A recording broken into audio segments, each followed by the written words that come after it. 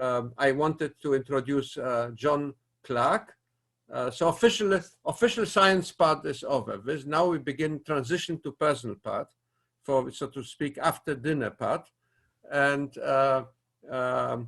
John offered to remind us a little bit about his own birthday celebration, and I was present at that event, and he had a very wonderful lecture, which I asked him to repeat to us. Welcome, John Clarke. John Clarke is very long. I mean, I should point out of all the people here, John knows me probably the longest, except for Bernd. Bernd, of course, knows me a little bit longer. John came into my life in 1975 and Bernd in 1968.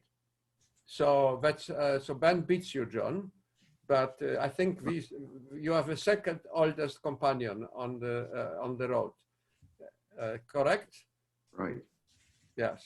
You hear me? I was thinking no one else comes close. So welcome, John Clarke. John Clarke is professor at St. Louis University, a renowned many-body theorist and student of a very distinguished line of renowned academics. I don't want to list all of them. And he retired as most senior theoretical physicist at the Washington University, St. Louis. And I really always enjoyed, we wrote very few things together, but we have spent a lot of time together. This is a case of scientific friendship where we influence each other's thinking without writing many papers. I have another friend, Marek Gaździcki, exactly with the same profile. We spend a lot of time together, and we enjoy so much each other's company that we never write a paper together. So this is John is exactly in that line of thought. So John, welcome, and now we are looking at your special greetings. Okay, Jan, I wish you happy 70th birthday. And as I calculate correctly, I think we've known each other 45 years. Yes. And met in Oregon. Yes. And I remember when I first saw you, you came, I was in Ben Day's office, and I was explaining to him about what I was doing on neural networks. You walked in and you took over the conversation pretty quickly because you were clearly quite interested in what we were doing. And of course that led to a collaboration for the next several years. Yes, 5 papers. Yeah, 5 papers, right, yeah. And a big one, a big physics report. Yeah, I'm very proud of this work, and I hope that... And a paper that caught the attention of Francis Crick. And I had an interesting correspondence with him about that. And he wrote, he had thought had some similar ideas about what's going on in the brain during sleep. They were somewhat different from ours, but he and a co-author wrote another paper which was a review of these ideas, in which they compared what we had proposed with our brainwashing mechanism and what he and Mitchison believed. You said that I would repeat the lecture. Not quite. No, at my birthday party, but I'm not going to do that. There's something much shorter, and I think more appropriate. And that was when I was on the chair line at the Forum on International Physics. I was, of course, involved in organizing sessions, FIP sessions at both major APS meetings. And in 20 years ago, no, 10 years ago, actually. 10 years ago, I organized a session on end of the world scenarios, patterned after the four horsemen of the apocalypse.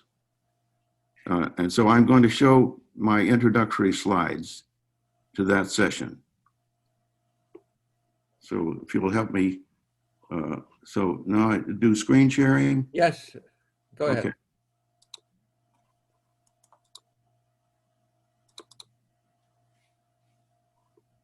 Gwen. Can you see this? Not yet.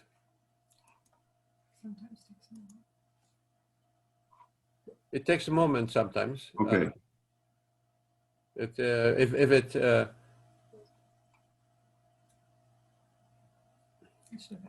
Maybe after all you have to look down if it share screen.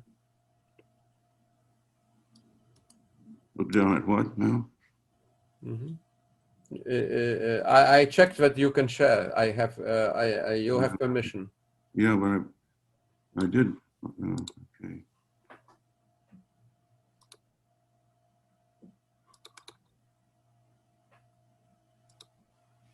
I saw that we shared in the test, so it must be No, working. it's not working. Oh, here. Yeah. That's it.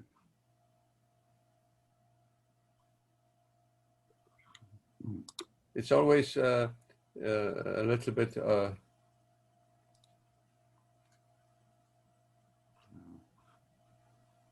you want me to share? I can. Oh, here we go. Yes. Yeah, there's two places I have to put it. Yeah. Yeah. Let's see, I'll get rid of this. Okay, does that work? Yes, works perfectly. Yeah, okay. You see the four horsemen there, right? Yeah.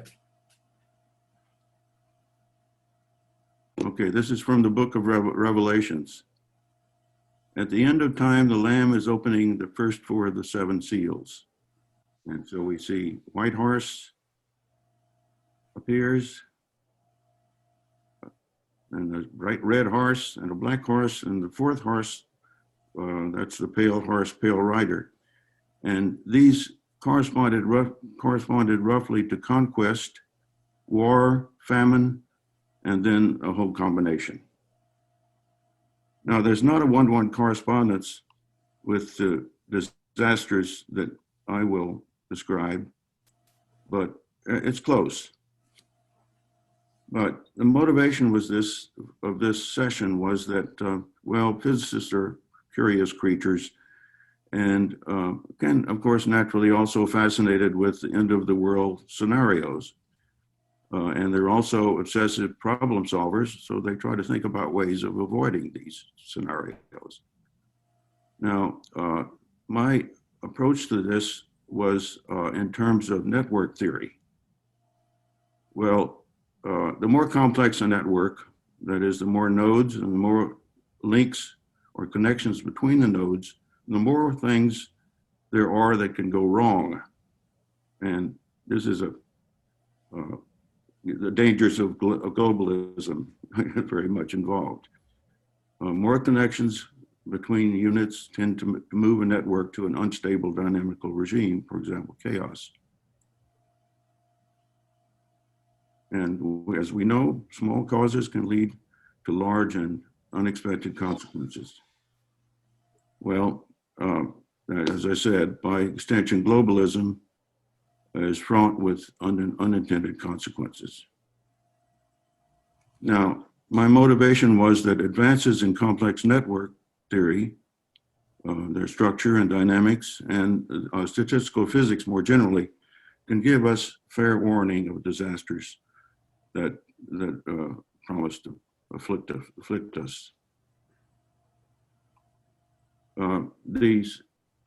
The classical end of world scenarios represented by the four horsemen, although they're not one-to-one in correspondence, are war, conquest, famine, and pestilence, along with death.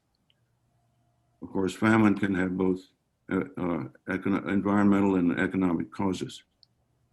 Now, I'm going to we imagined four renormalized horsemen representing pestilence, war, environmental doom, and economic collapse.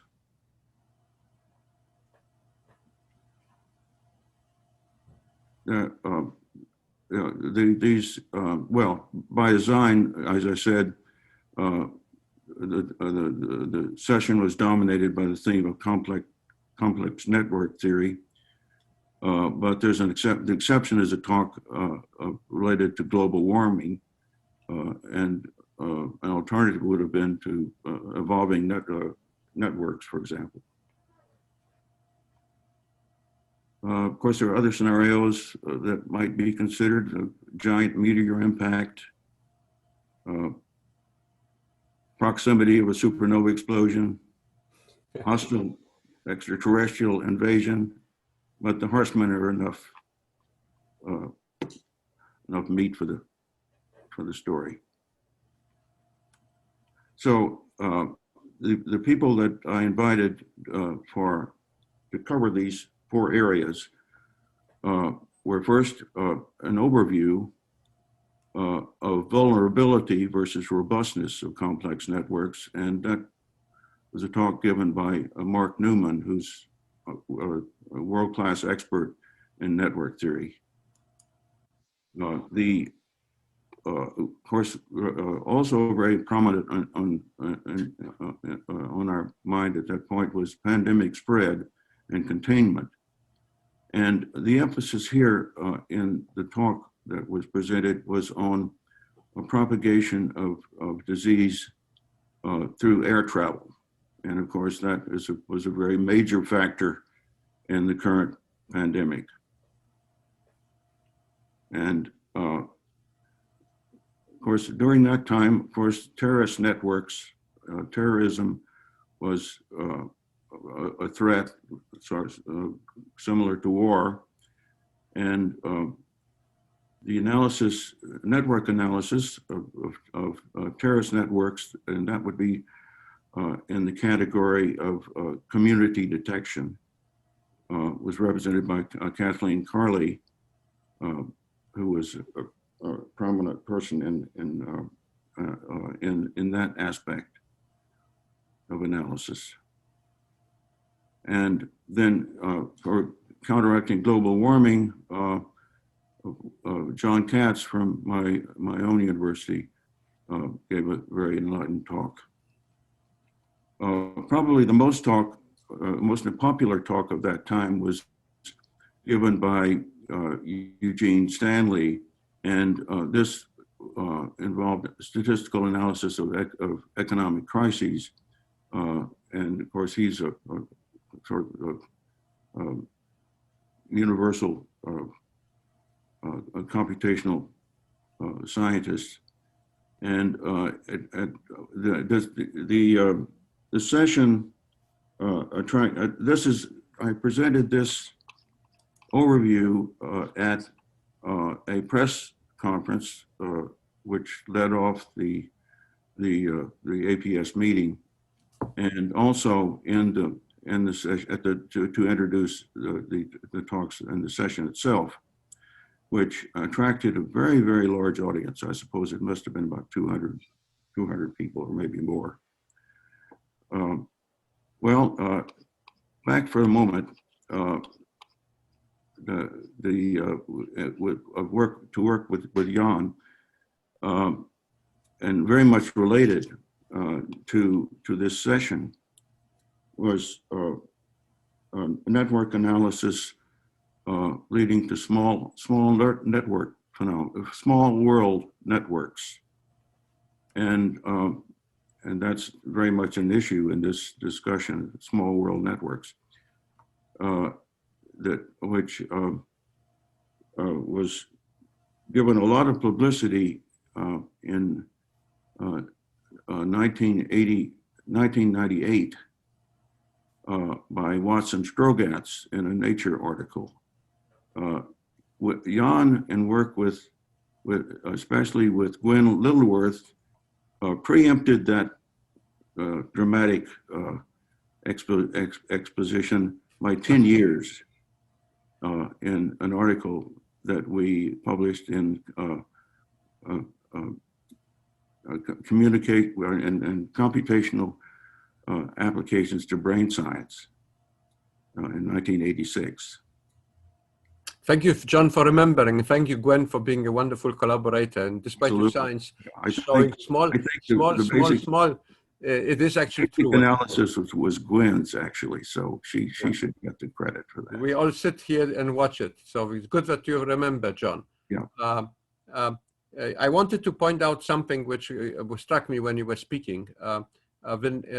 You basically said that when the world connects sufficiently densely, Yes. unavoidably there's a chaotic regime. Well, you've got a small world network. So the question I have right now is, I